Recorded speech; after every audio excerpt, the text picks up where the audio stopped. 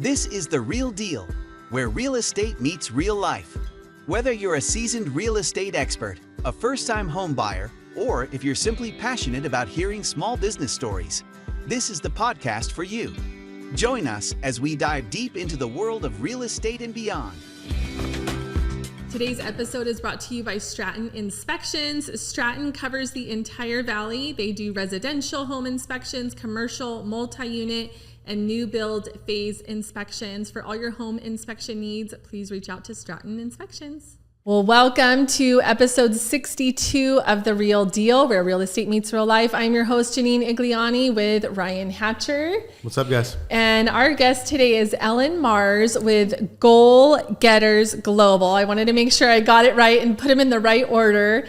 But Ellen, this is going to be a really fun podcast, you guys, because Ellen is a super cool human, but she also has a really cool story. And one, I don't know if we'll be able to get to all of it, but really special. And then what she does is amazing. So you're going to want to get in touch with Ellen when we're done with this interview. I guarantee it. So Ellen, thank you for being here. Thank you guys. Thanks for having me. So we love to hear about your backstory. We want to know, tell us about who you are. And I think one of the coolest things that you've done, that we have clients that have done, that a lot of people have done, or maybe have talked about wanting to do, sell their home, pack up their family, buy an RV, and go travel the states. And you've done that. So we want to hear all about it. Yeah, so we're actually in the middle of doing that right now, but or toward the end of doing what we originally set out as a goal for us. But back in 2012, I went to an event where I was challenged to dream big. And at that time in my life, I thought I had everything I needed. I had a great job, beautiful home, didn't really have any wants for anything. But through this exercise at this event that I wasn't really tuned into initially, and then I realized I had to do something because everyone else around me was writing down their dreams and their goals. And I wrote that I was traveling the 50 states, teaching my kids about U.S. history. And it's not a small feat because at that time, I mean, we have 7 children. So it's one thing to pack up your house and take off as a retired couple, but we had a much bigger goal. And it wasn't, our dream, the way that we dream and the way that we cast vision is not for everybody, because a lot of people, it's too scary. And there were scary moments when you think about what kind of damage are we going to do to our kids if we, rip them from their community and their neighborhood. And what we found is that community is built wherever you move and where you invest your heart and time. Mm-hmm.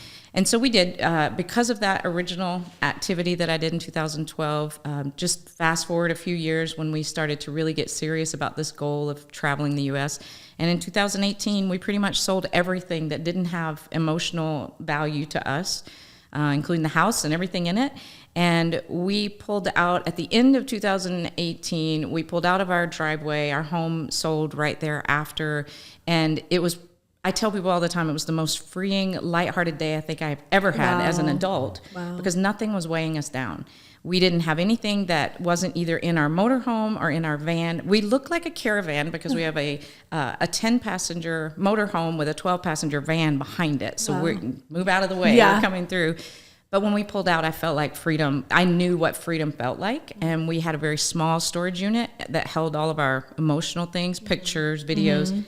And off we went. And the first year we were moving really fast, and we realized, okay, we need to slow it down just a little bit. But we decided that we would visit each of the 50 state capitals and teach our kids about U.S. history and expose them to things that they would not ever get in a book. Expose them to different people, different generations, different cultures. And so we've been doing that since 2018. That is so cool. Yeah, originally it was going to be full-time for years, but we realized that we needed to come home, doctor's appointments, dentist appointments. Now that our kids are getting older, we're kind of dealing with, okay, what's their next step? Right. And so right now, last summer was our first summer out without all 7. There was 5 of them. Yeah, I was going to ask, what is the date range or the age range of your kids? Yeah, so my oldest now is 20. And so if you backdate that, we started out pretty young with these guys. But our oldest is 20 and our youngest is 10. So, and everything in between. Yeah. So in all your travels, what has been one of the coolest things that you've been able to do? Well, what we set ourselves up for originally was every month we would have one big budget item, and everything else would just fall in line with like, oh, we're going to go check this museum out or do this. But we've been able to do things like whitewater rafting. We've been able to take our kids on adventures that they would never see otherwise. We found states that we had never really given much thought to. We realized, for example, New Jersey. I was the person who was doing a Facebook Live video from New Jersey saying, who would have thought New Jersey is so green? And people came on and like, well, you must not have done much history because it is called the Garden State for a reason, funny. right? That's funny. And I had just in my head lumped everything New Jersey, New York in with New York City. Upstate New York reminds me a lot of Georgia, which is where I'm originally from. But a lot of those adventures, if you ask my children, I have the big things and they have things like, remember when we made our own chocolate bar at Hershey Park? They remember things that you just don't even think about. And being able to introduce them to the oceans on each side of our country and all the people, but they remember our visits by people's pets. So my kids can tell you what my friends' pets' names are in Halifax, Nova Scotia. But yet they could not tell you the people's names. So it's kind of cool. So what have you learned from this? Well, the biggest thing I've learned is not to be afraid when you have some goal or dream in your heart. If it's meant to happen, it is going to happen, because I had those thoughts. I mean, we had just for frame of reference, we had just adopted 4 children into our family just a few years prior to us doing this. And that was kind of the original reason. I say a lot of my biggest successes started out with a smart aleck comment. And I was walking through my church one day and said, I wish we could disappear for a year or long enough for people to forget that our children are adopted, because it always felt like they saw them as those foster kids or those adopted kids. And one of the ladies at church said, well, you could just be a work camper. And I said, what's a work camper? And she said, those people that work at campgrounds and they just travel the world. And I said, we could travel the world. I could homeschool my kids. We'll just start a whole movement. I thought, wow, I'm going to be this pioneer. And then I get online and find out, there's thousands of people are doing this, right? But it stayed in our head and in our heart. And so every time the fear started to creep in, which happens with pretty much any big goal we set, right? You've had this with your business. You have these levels of growth. And it's always about putting your faith, whatever your vision and your focus needs to be, past the fear. You got to be able to walk through it, go around it. And that was my biggest thing. Let's talk about that, Ellen, because that's really huge. And especially we're at the end of the year, coming into the new year. Everybody wants to set their New Year's resolutions. Right. Lots of talks about goals and goal setting.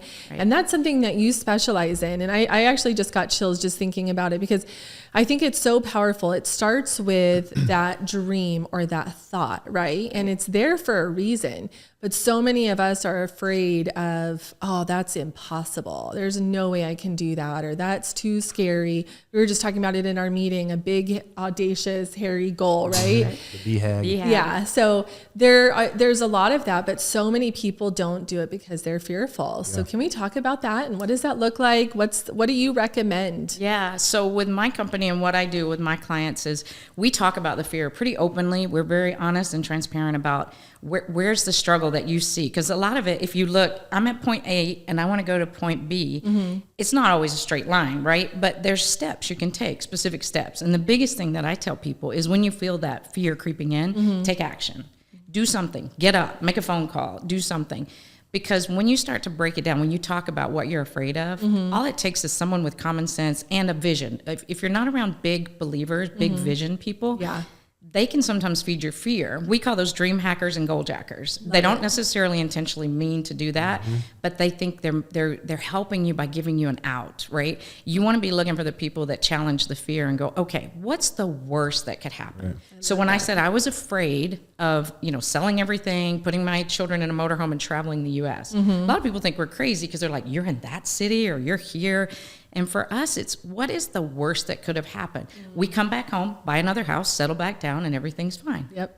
What's the worst? And so a lot of people's fears get so blown out of proportion that it's easier for them in the moment, not later, because the regret comes later. Why did I not push through, right? There's always times you might have to take a break or look at a different, that's when you get those people around you that can say, hey, I went through that. And if you keep moving this way, or maybe you take a detour for a minute. But the problem is a lot of people, especially the closer they get to a goal. I see this. I've been working with people now. My company that I started almost 3 years ago, there's almost a very consistent trend. The closer someone gets to their goal is when they're most likely to either self-sabotage or let the fear really overwhelm them, because that next step means they've got to change. So how do you break through that? So I have action steps with people. So when someone expresses a fear to me, first thing we do is identify what is the fear. Second thing is what goes on behind the fear. What is it that maybe makes you, if you're on a fitness journey, what makes you have a moment of binge eating, or what makes you decide I'm not going to go to the gym anymore? And it's usually something in the past. So we actually have guest speakers come into our community once a month. We do something called an interview with a guru. And we've had people come on there and talk about what childhood trauma might cause you to be afraid. What person in your past told you that you would never be a success? Or what person maybe didn't say that but let you think that? Maybe someone told you when you were young that you would never be successful. The difference between those who can get that goal and those who don't are the ones who will either let that person's voice stop us, or we'll let it fuel our fire. So a lot of times when a client checks in, my clients can check in with me every morning. We have this 60-second check-in thing. They'll tell me what they're doing that day. Because if they tell me they're afraid, I'm like, well, what action are you going to take today? But the big point is to be able to say to them, are you going to let this fuel your fire, or is it going to stuff it out? You really only have two choices. You're going to let the fear overwhelm you, or you're going to walk through it. Now, I will say it's always easier with somebody that will walk with you. And that's one of the reasons why our company has been successful, is because that's what we provide. We're not bringing in some enlightened moment. Like we're giving you hard, very consistent action to take, but they know that they have someone listening to them. And a lot of people don't. A lot of people will set a goal. We're at the end of the year. They're going to have their dream board, their vision board. They're going to look at it. Some people will look at it to the point where it overwhelms them and makes them feel like, I can't do it. They'll hide it. It'll go away. It'll somehow disappear. But if they have someone beside them that's checking in, we're really big on accountability partners. So if you're in business, if you're personally in a fitness plan, we have subgroups within our community that will focus, and they will actually check in with each other. I don't even have to be a part of that equation. They know they're checking in to see, like, hey, did you get your 5 workouts in this week? Did you get your 10,000 steps? Whatever that is, you wake up knowing you've got to answer to someone. I love that. Going back to the fear thing. So we love powerful quotes. And one of my favorites that I think about often, especially when I know I'm scared to do something or I have a big thing, it's fear, and you can replace that with doubt, kills more dreams than failure ever will. Absolutely. And it's, to me, it's one of the best. Yeah. So absolutely. Thank you. That just stops so many people from acting. Yeah. Well, and what I say, I even have this on my website. What I talk about is what is going to happen. How is the world going to be better if you stick with your goals? So I can say, I knew Janine when. I knew Janine when she was working out of her home, before there was an office and a full staff. I say that with a lot of people that were in our original business group years ago. And the difference, what I can see is, it's not to say she's never had fear. It's not to say that anyone hasn't had fear. It's how they pursued through it. But now think about, and I stress this, like I said, it's on my website. I stress to people, how is the world going to be better because you didn't let fear stop you? So think about how many people you guys have helped have a home who've never been, they would never think about our housing market right now. If you had let fear stop you when you were in that level of your business, who would not be succeeding? Who's going to take their dreams to their grave because you didn't get through the fear? That's a great question to ask. Well, and especially because I work with a lot of women, we will do stuff for other people that we'll never do for ourselves. So if I frame it in that light, like, so we have people that have wanted to get healthy. We have people that, I mean, it's amazing, the stories, got off of all their blood pressure meds. Like, that's a big deal, That's right? huge, yeah. But some people will say, oh, well, my goal is just to get off blood pressure meds. And I said, but think about this. You're probably, because your health is improved, you're going to have more years with your kids. You're going to see your grandchildren. You're going to be at weddings that you would not probably have been at if you were not healthy. So when people try to frame their goals to me like, oh, I just want to do this, or I just want to do that, I always ask them, how is it going to benefit you, your family? Now let's just bigger picture, your community, the world. And if you see your importance as other people would, fear would never stop us. Fear would never stop us, because we would know someone's out there praying for exactly what we have. So in real estate, there is someone right now that is living in a horrible situation because they don't have the person who can help them find their home for whatever their price point is or whatever their financial situation is. And if if anybody had stopped and said, I can't do this, I'm too afraid. This was our biggest one. We did some surveys. One of people's biggest reasons for not achieving a goal was fear of failure and fear of people knowing you failed. So I always say, well, why don't you just go ahead and tell people, if they want to see something as a failure, go ahead and do it, and then watch. Nobody keeps track of you. Nobody cares about your failures. You might have a few that are, but the people that are keeping record of your failures, they're not your big believers. Totally. They're not the people that are going to be empowering you. But if you sit around and worry about someone knowing that you failed, you actually are, quote unquote, failing the people who need you most. Yeah. You're worried about what these people might think when these people are praying for a solution that you already have. Totally. And Well, go ahead. I was just going to say all of what you've just said, there's two big takeaways for me. Number one, who you surround yourself with is so important. And if you are really intentional with your goals, then that should be something that you look at is who am I surrounding myself with? And are these people on the same page? Are they encouraging me? Or are they those naysayers that are making me doubt? And then also look at in the past, when I've had a goal and I haven't achieved it, why haven't I achieved it? What is it? Is it a limiting a belief? Is it someone that's around me that's whispering, or something that I'm doing to self-sabotage that I don't even realize? And so it's just becoming aware, right, of those things. And I think those two things, I mean, just from what you've said, are like so powerful. Absolutely. Well, and I love that. Let's say you want to get in shape, right? How would your family be different when you do it? Yep. How will your kids be different? Because if you think about it as a parent, you can't expect your kids to eat healthy and be happy and healthy and thrive if you're not. Yeah. So if you do it, they have a much greater likelihood to get there as well. Yeah, it's funny you bring that up because right before we started traveling, we noticed, so the first year that I ran the Boston Marathon, my husband and kids came up. They actually drove from Phoenix to Boston to see me cross the finish line. And on the way back, we sensed something was wrong with my husband's health. And when we got back, we made sure he went to the doctor. And what we found out was he was pre-diabetic. And as soon as he walked in and said that, my dad passed away from complications from diabetes. And when he said, "Oh, you were right, there's something wrong." And I said, well, when he first said, "You're right," I kind of made a joke because I was up in my loft, couldn't see his face. And I said, "Wow, I haven't heard that in a while." And he goes, "I'm pre-diabetic." And I flew down the stairs and I said, "Look, give me 14 days. Don't take those meds." And I'm not saying don't take medication. Don't get me wrong. Yeah. I just wanted the chance. And I said, "Give me 14 days. And if we cannot get your weight down and your blood sugar down, then by all means. But just give me 14 days." And I literally took the exact same thing that I teach my clients now. And he was amazing. My husband lost 14 pounds in 14 days. I remember that. And it kept going until he lost 49 pounds before we left, and then 9 more pounds after we hit the road. He was a different human. Yeah. He was more active. Even just his personality, if you've ever been around someone who's pre-diabetic or diabetic, it's a whole different dynamic with when their blood sugar's up or down. And that whole process, our kids watch that. Yeah. Your kids, whether you think or not, they're listening and they're paying attention. And we still have people that reach out to me and say, "How did you help your husband?" And a month later, he went to the doctor. He walked in with the big bag of meds that they had handed him and said, "Please, I donate these back to whoever can use them." And the doctor's like, "What'd you do?" Yeah. And he said, "Well, my wife said this was my plan, and I stuck to it." And again, it was a plan. You can't just willy-nilly throw something out and say, "I'm going to get in shape." Yeah. Because there are days where you don't want to get up and go to the gym. Well, especially when you're traveling permanently. I mean, how on earth did he do that? Yeah. So same thing.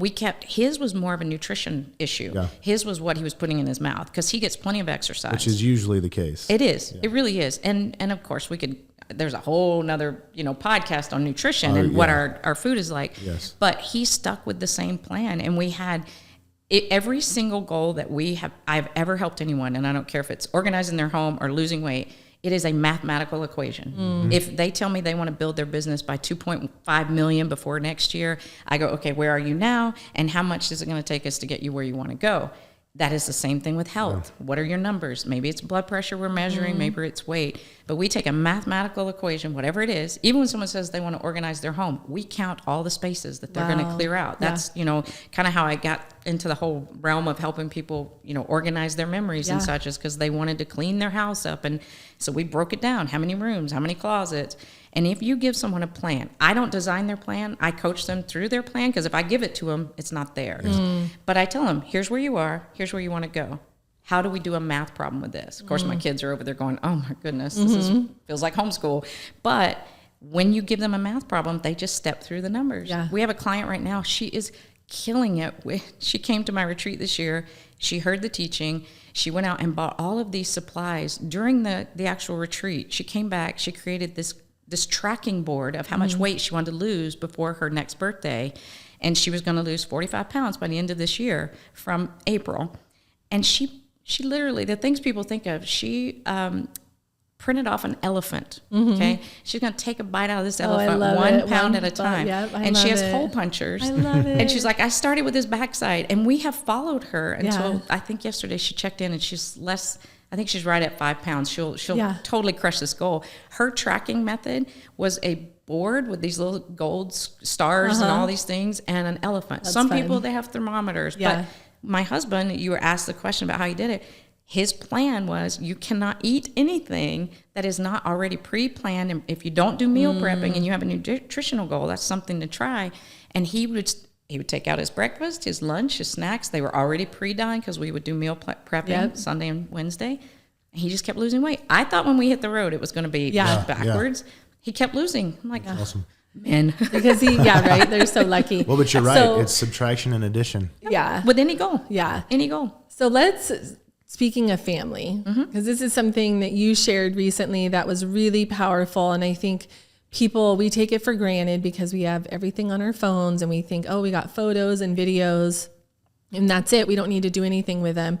You talked about preserving family memories and why that's important and some ways to do it. Can we talk about that? Sure. And it really came about because of my clients. At the beginning of this year, we do a lot at the end. Like right now we're doing this dare to declare, and everyone's kind of pushing to get to a certain point in their goal. And at the beginning of this year, we noticed a large percentage of our clients had talked about wanting to get their homes in order. Clutter everywhere, just stuff. We know it piles up. It doesn't matter if you have one child, no children, 7, there's just stuff. And so it became such a conversational topic. They created this little subgroup of our members that was called Clutter No More in 2024. And in the midst of this, our retreat came up in April, and we had so many people doing that. And I started looking at, like I said originally, we only paid for storage for our emotional things that we couldn't replace. Photos, videos. Now, depending on your age, you may not have something called a VHS, but we have VHS, VHS-C, 8 tapes, whatever. And I thought, well, this has really become such a topic. I think I should bring someone in for our retreat to talk about this. And this woman came. Her daughter is one of my clients, and she came in to talk about this company that they'll help you with any sort of the process, whether it's digitizing old media, organizing it online, preserving it over time. And this particular company guarantees your photo memory storage your lifetime plus 100 years. Wow. Which, if you think about it, so many people will say to you these days, oh yeah, all my photos are on XYZ platform. Right. I'm not going to pick on any one particular platform, but if you read their terms of service, it's pretty scary. First of all, they data mine your photos, so you can store them there, that's all well and good, but you're being data mined, so your information is out, your location is out, because every photo has a lot of information attached to it.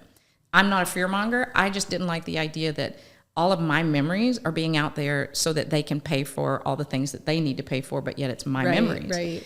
The other big thing that she brought up to me, which kind of worried me, was if something happened to me and someone else doesn't continue to pay for my storage, whether you're storing things through your phone service or what have you, if you don't have that worked out legally, and if you don't have it worked out where someone's going to keep paying for it, they immediately, and even before you pass away or something happens to you, they could wipe out your memories tomorrow. They literally have the ability to wipe out your memories. Every company is different, so wherever you have your photos stored, you should look into this.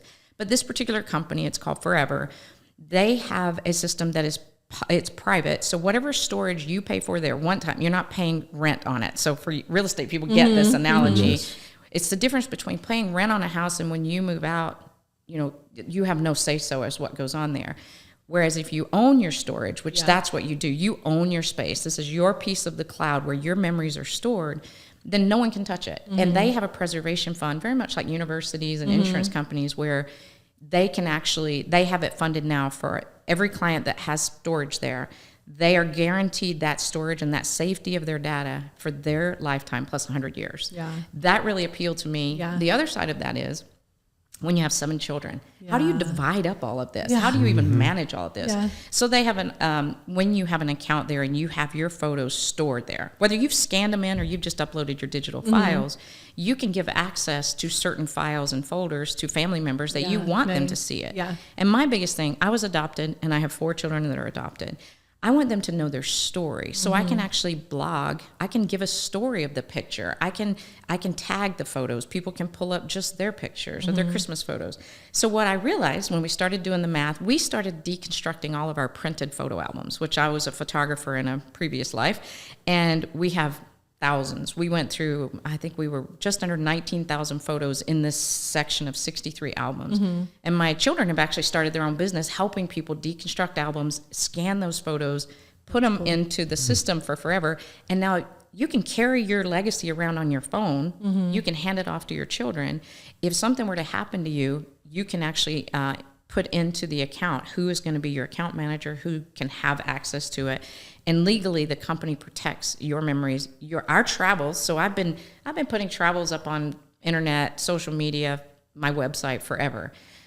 But now I'm shifting that to where my blog post about our travels will be in this secured location with the story. Here's what we did in Philadelphia. Here's when we went down the whitewater rafting. Right. And so what it did, one, was freed us up of 1/4 of our storage unit. So we now have extra money, and it wasn't a small amount of change that we can now put back into our adventures. Why am I going to pay for these albums to sit in boxes we can never access? Right. But now, just the other day, my children were talking about the Hershey thing, and then yesterday we were doing some homeschool stuff, and they mentioned some tourist attractions. I said, oh, you've been there? And they're like, really? I said, yeah, you want to see? And I opened up my phone, and there was all the pictures that were tagged. We call it street meat in New York City. So I have a whole section on street meat in New York City. So it came about because this woman came to speak and present at my retreat for my clients. But as soon as I heard it, I was like, I am in. It's so important. It's amazing. I went to an event where they talked about ways to use it. And one big one that I think you will remember is that we all have traditions with our families. And let's say that you have a child that you used to read a certain book to, or you sang a certain song at night. What if you were to set up a camera and you were to either read that book or you were to sing that song? And not only will your children remember it, because that's the song Mom used to sing to me when I would go to sleep. I can sing You Are My Sunshine, and my 10-year-old lights up. She literally remembers that. What if your child's child gets to watch you sing that song or read that story? And there's a story there that says, my mom used to sing this song and I'm passing this down. So what I love to say is we have the opportunity to leave a legacy and not a mess. I love it. Yeah. So now I have clients that have set that as a goal, and that's what we're doing is we're plowing through their memories and making them organized. It's so amazing because what a gift. You know, my grandma and my grandpa, my mom's side, were really instrumental in my life, and we lived with them for a while. I would go there after school, just a really big part of my life. And they both have passed away, and my kids don't really know them. And it's sad to me. I wish my grandma was so funny, and I just wish that we had videos or something, and we have like nothing of them. And that would be really cool, right? And even us as hopefully one day, Lord willing, grandparents, right? And then being able to have memories that our grandkids could see so that they could get to know us. I just think all of that, we just don't think about it. Right. And so putting intentionality around it is so important, and it could be a huge blessing for future generations, but also just so fun to like go back and look at old memories, right? That you forget about. Yeah. I think if it starts with us, even if we haven't been able to do it in the past, like because I was adopted, I never met my biological father. Now, another component of Forever is they have a whole genealogy section where they'll help you, which I think would be great to get to at some point. They will help you find those photos of your family and the people that are your history. But what is cool is if, like me, when people pass away, they seem to hand me the memories, right? Like here's a suitcase of black and white images, and I can upload those and have my aunts and uncles back in Georgia look at them and say, this is so-and-so. They were so funny. Things that we have a little questionnaire that says, what do people need to know about this person? You might have a picture, the only picture of your grandmother where you could put it into the description, voice it in, which is great. Right. You could voice in a description. I remember she loved to do this. She baked this. My grandmother was big at cooking, but no one would agree to clean up after because there would be spaghetti sauce on the ceiling, right? What if my great-great-grandchildren can read that? Yeah. Right? We all want to have that story. That's cool. So, yeah. Okay. The other thing I want to talk about that I think is really cool is what you offer, what your companies that you're affiliated offer in terms of help for people like us that are business owners that want to stay in better touch with our clients and serve them better. So do you want to talk about those two companies? Right. Well, I actually have several. So I'll just kind of, as a rule, talk about the tools that I offer people, and they apply to a lot of them. But what I have learned, and I found these tools, just like I mentioned forever, that is not my company. That is a tool that I use and help people. But what I love about the companies that I'm affiliated with is they serve a purpose to help people, whether it's following up on a business call, following up, thanking someone, recognizing a birthday. And so I have what you would consider an entire toolbox of whether it's relationship marketing companies where we can actually talk about how do you follow up with someone who has given you their business? Yeah. One of the things I like to teach people is how do you remember people when they're not giving you their money so that they'll remember you when they're ready to spend their money, right? And so as realtors, you want people to remember your name, even when they're not maybe buying or selling a house through you. But when someone goes on social media and says, who knows a great realtor? Well, hopefully there's going to be a card or a gift or something that you have done outside of the sale or follow up to the sale. And so whether it's a business goal, when I have people that have business goals, I talk to them about what is your follow up? How do you market in a way that feels genuine and doesn't feel insincere? And then there's other tools that we have that relate to fitness goals. So since you brought up the business goal, one of the biggest things that I would tell anyone who wants to build a business is make sure that you're not just intentional with your follow-up or your connections with people when you're looking for business. Because that makes you feel and seem desperate. And on the other side of it is when you do have business, make sure they get more than an email. I'm not anti-email anymore. I used to be really bad about email, like getting email newsletters and things like that. Not so much now because I see the benefit of people seeing your name, but not always being a sales pitch, right? And so again, if you are more about the relationship and not the transaction, so be more relational than transactional, you will never have to worry for business. 100%. I mean, when I first met you, you were handwriting cards because you knew the power of that connection, right? And so as you scale up, you need to use certain tools that will make people think, and understand that you genuinely care about them. And so that's what I do. I align myself with a variety of companies that provide that. And what I do, just like with each of my members, is I meet with them personally, just like I met with you guys, and I find out what is your goal. What do you want to do? So it's always different. Some people will say, I want to double my revenue. Okay, we have a solution for that. Oh, I want to double the amount of referrals I have coming in or the amount of clients that I have. And so I sit down and individually assess it. And then I look at the different tools that are at my disposal and I say, okay, this would be your match. Or I just lay them out and let them choose because I don't want to tell him. It's like me telling someone, oh, you have a fitness goal. Well, you need to work with this doctor and this app and this.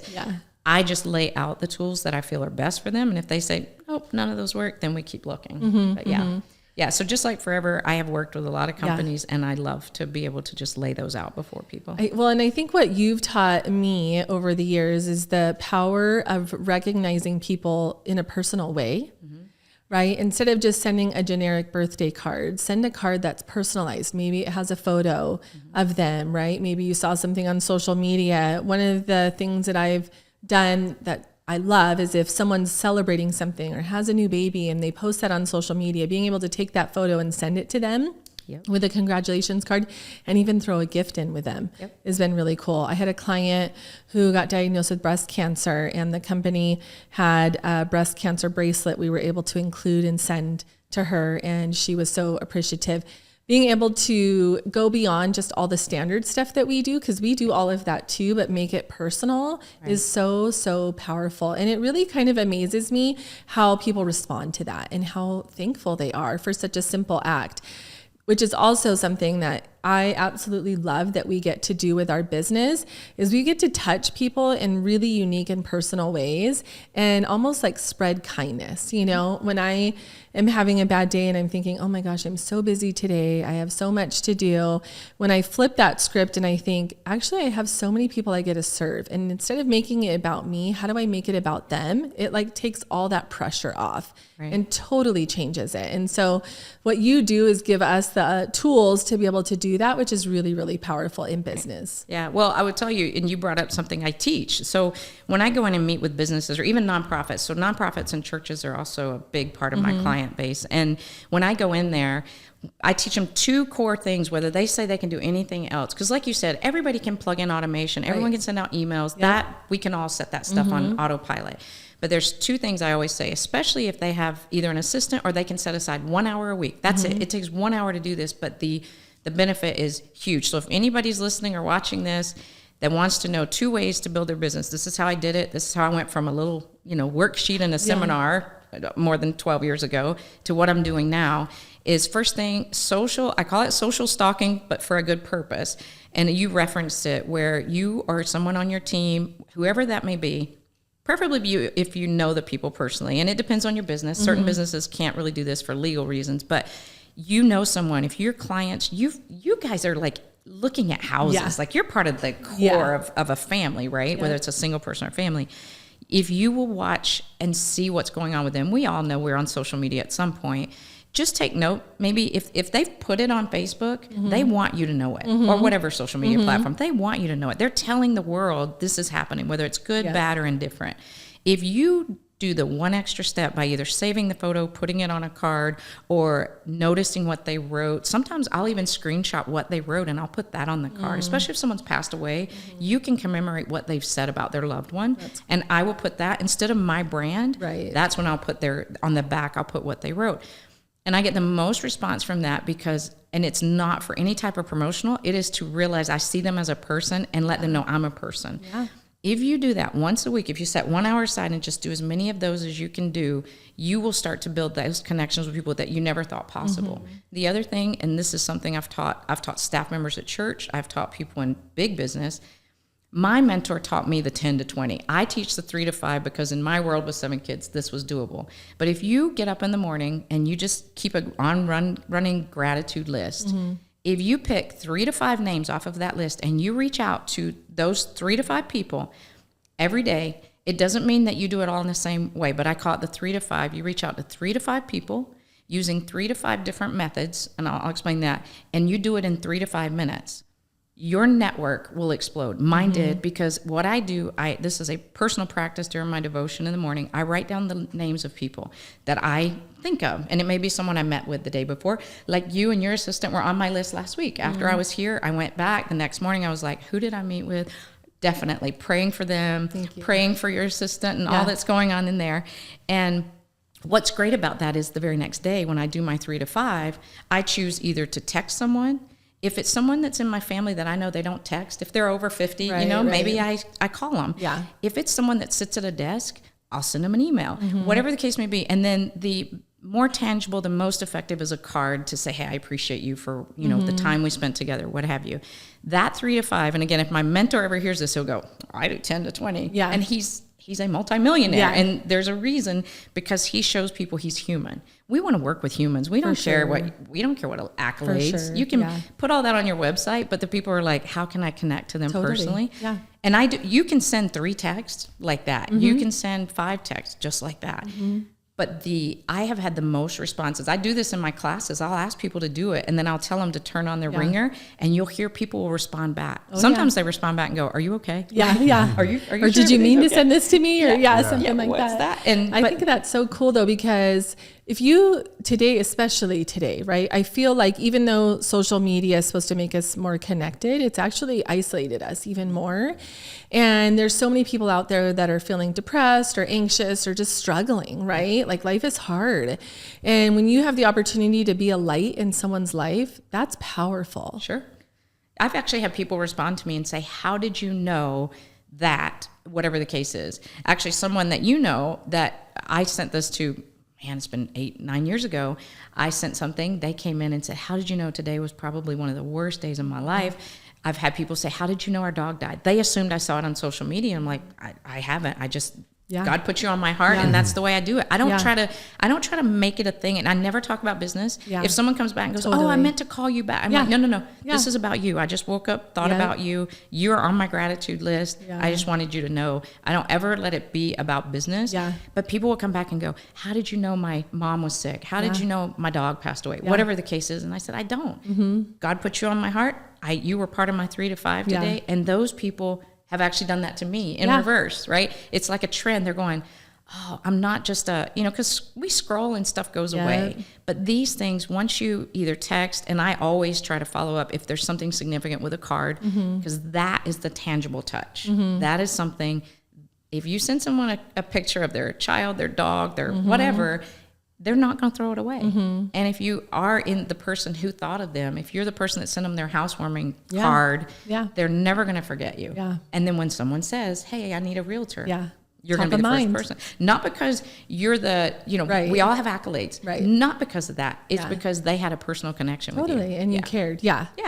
Oh, so good. So because you're looking for those names and you're praying about it, has it become easier to think of more people? Yes. And it's actually changed my perspective on a lot of things. It's become like, if I don't do that, it feels like I didn't brush my teeth this morning, so it starts to become who you are.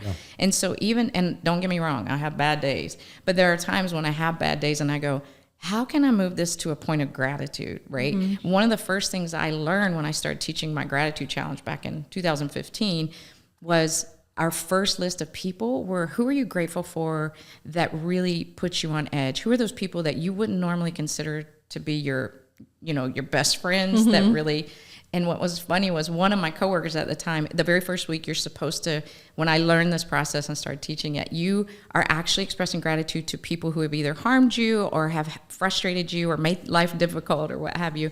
And I was explaining this later down the road to our staff. At that time I was still working.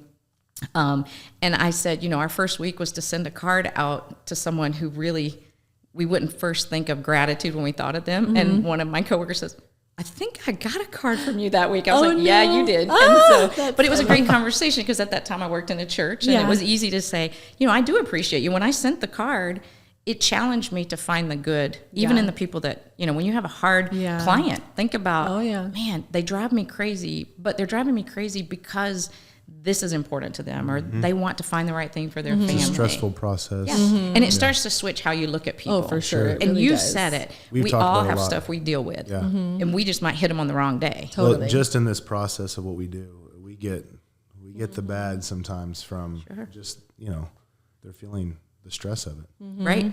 And we understand it. Yeah. Well, add all of the other things. So when someone comes in your door, they're not necessarily even really frustrated with you. It is maybe the economy, maybe the housing market, maybe their finances. Like they're literally going, please have this person rescue me from my finances. And those are those things that we have to remind ourselves of. So it makes them human, right? When you're able to do that and put yourself in their shoes and all of that. Yeah.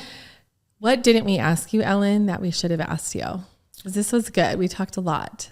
Well, I guess the big thing is if anybody does have follow-up questions, by all means, it's very simple to find me because whether you look up goalgetters.global or just my name, ellenmars.com, everything that I do is pretty much an open book. And I love dreaming big with people because I've seen how my life, my family, if I had let fear stop me from traveling with my children, we would not be within 12 states, capitals of seeing every one of the 50 states. Amazing. And they now have a bigger vision of our world because of it. Yeah. What about social media?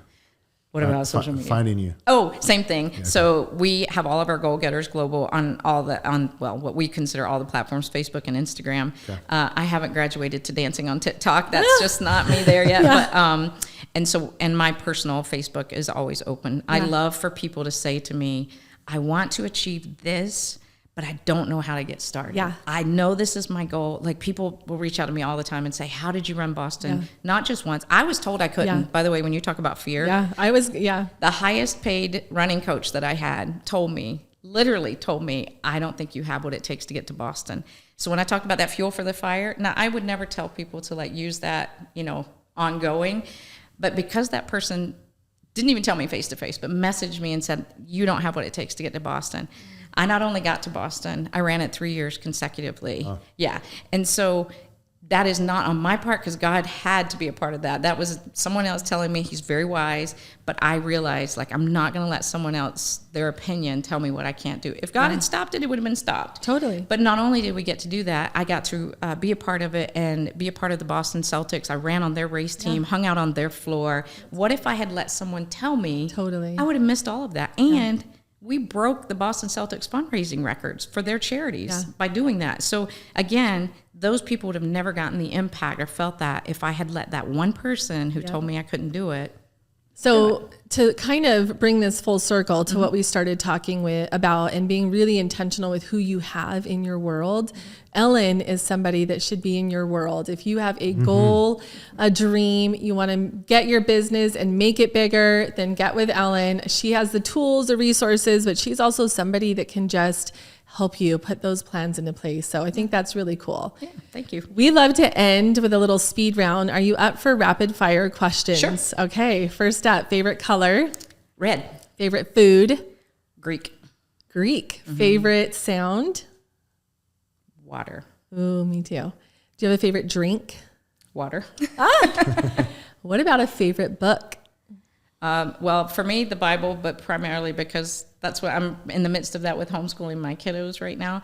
But I do have a lot of personal development books that I would say. Appreciation Marketing was a big one for me, but my mentor's book, Beach Money, is probably one of the life changers for me. Yeah. Okay. What about a favorite, I don't want to say vacation, but maybe favorite place that you visited in the entire continental United States? Favorite place? Well, it's always going to be with water, because I'm the person that sits and watches my family at the beach, and they love being at the beach. So I would say San Diego. That's just home. That's where we got married, and so that's where we take our kids. That's special. Yep. And what else? Any other rapid fire questions that I didn't ask her? There was one more that was in my Did we head do that I food? wanted to do. Greek food. Oh, Greek yeah, you food. already I had covered one that. more That's I the wanted first to that ask we've you. heard that, yeah. Yeah, that is the first with the Greek food. I do like hot chocolate in the winter, but that's other than water. That's it. Okay, last but not least, do you have a favorite podcast? Not ours, of course. Well, it's funny. I'm really big on Amy Porterfield, primarily because she's a woman who is successful in business, and she recently crossed the. I don't want to miscall her millions, but she's one of those people that started out basically in the same frame of mindset for me. Like, hey, I've got a big goal. I want to help people. So I listen to her for encouragement, especially on days when the other voices come into your head. You got to have somebody that shows it. Yeah. Yes, it happens. Oh, sure. This was awesome. Thank you for being with us. Thank you guys. I enjoyed it. Yeah, we'll see you next time. Yes. Thanks for listening to The Real Deal, where real estate meets real life. Make sure to follow or subscribe to the Home Selling Team on YouTube, Instagram, and Spotify to stay up to date with our podcast.